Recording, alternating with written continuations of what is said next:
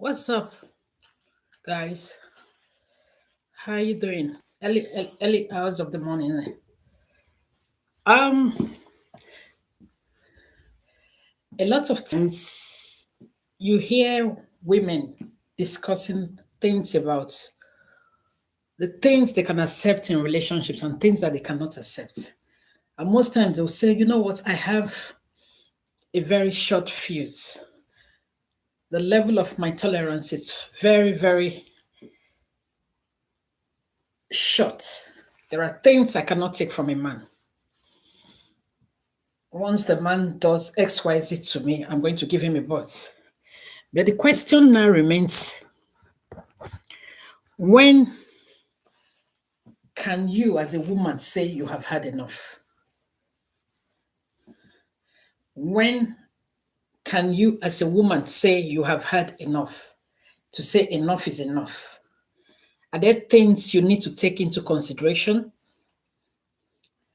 What are the things you have to look into before you decide that, you know what, I have had enough?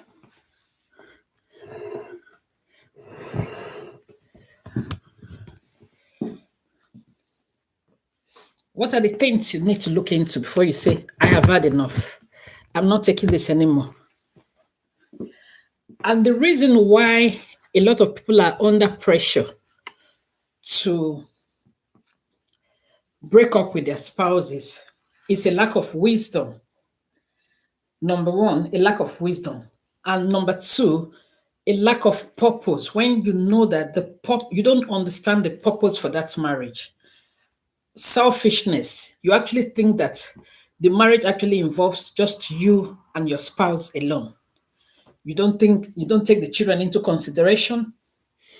You don't take the in-laws into consideration. You don't take the community and your grandchildren into consideration. So you become extremely selfish. And also, even during the tenure of the marriage, when you are carrying out behavioral patterns that will affect the relationship, you are selfish. So you don't take other people into consideration. You don't take the children into consideration. You just say, I want to do me. The general thing now is that people want to do me. I want to do me. A lot of times they'll say, you know what, I have been making sacrifices for others. I want to do me. But it's okay to do you. But when you talk of doing you, do you put others that are part of the relationship into consideration?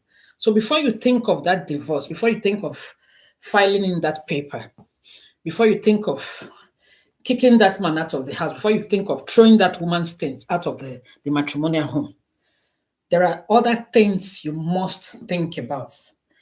The marriage is not all about you. The marriage is not all about your spouse. And I must say this with an exclusion clause, especially if there's physical abuse in the marriage. The advice will be for the victim to temporarily find a safe place to be.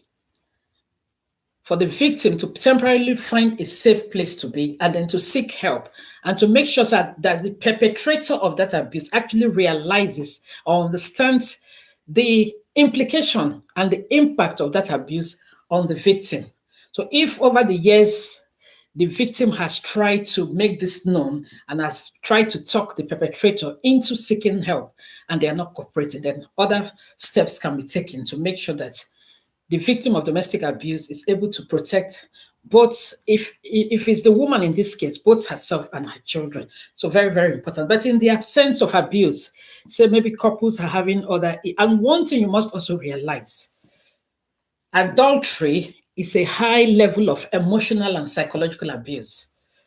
Emotional and psychological abuse is worse than physical abuse because for physical abuse, when you have an injury, the injury can heal over the years.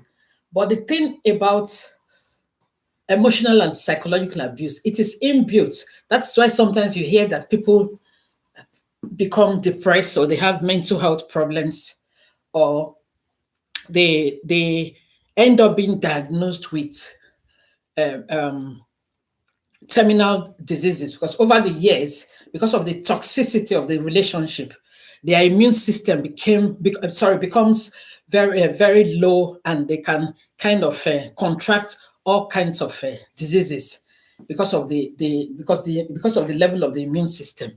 So physical abuse is nothing less, it's nothing compared to emotional and psychological abuse. Now, going back to some of the things we also need to take into consideration before calling it quits. It is important that you know who you are married to. Know who you are married to. From day one, know who you are married to. So if when you are already used to a pattern, when you are used to a pattern, sorry, I need to kind of let me see if I can find a safe place to sit down and continue with this broadcast. It's more comfortable for me. So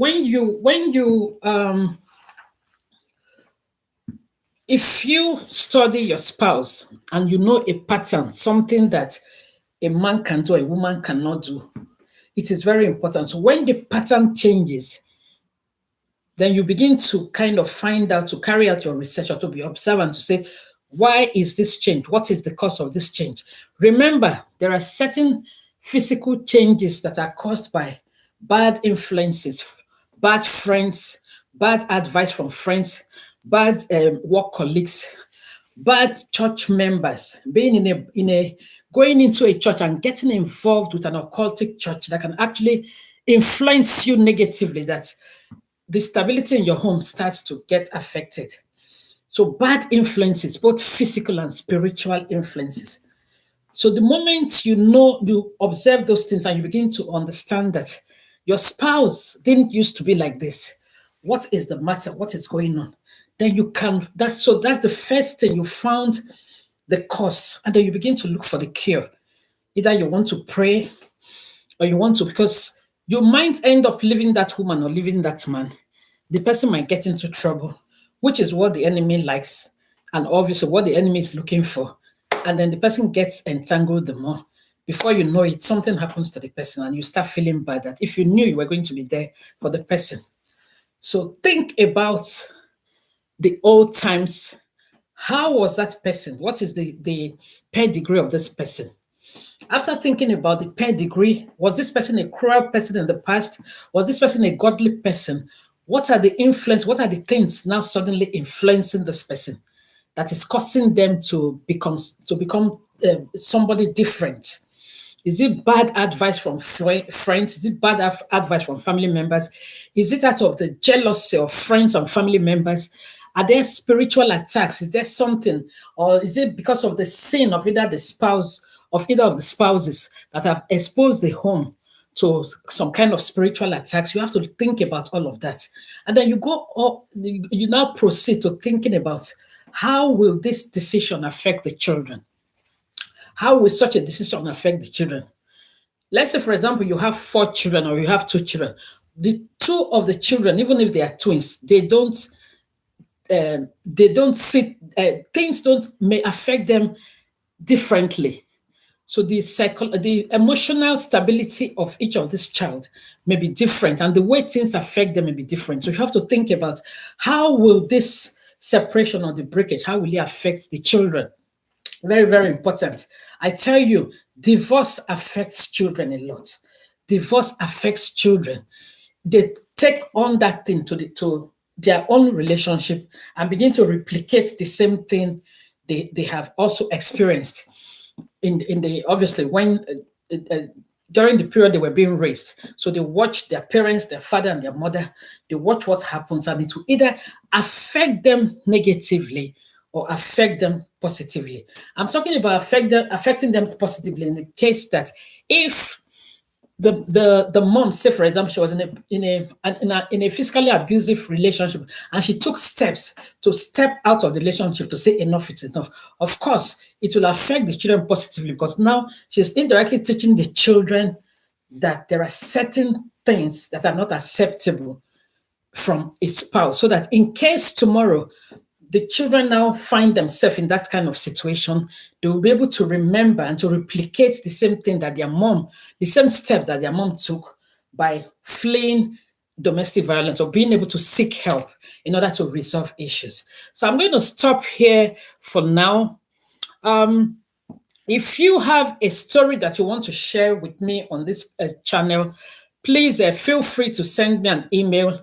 I'm going to put the details of the email on the link below. Send me an email, or you can also call me. I'm also on WhatsApp, so it's a free call. Call me, share your stories. If you think that there's something that my viewers, they want to learn from your stories, I'll be very grateful to share with you. Obviously, so we can talk about it and we can give as many advice as possible, and also so that other people can have the opportunity to learn from your experiences. On this channel, we are here to learn. We're here to share life's experiences together. We are here to be able to advise and to give support, and also to signpost victims of domestic violence to different facilities where they can seek help, where they can seek refuge, and where they can seek professional help also. I hope you've been blessed by this short broadcast. Continue to share, and then tell your friends about this platform. We're trying as much as possible to get up to 1,000 at least before the end of this month of February. Thank you very much for watching. I'll be on your way soon. God bless you. Thank you.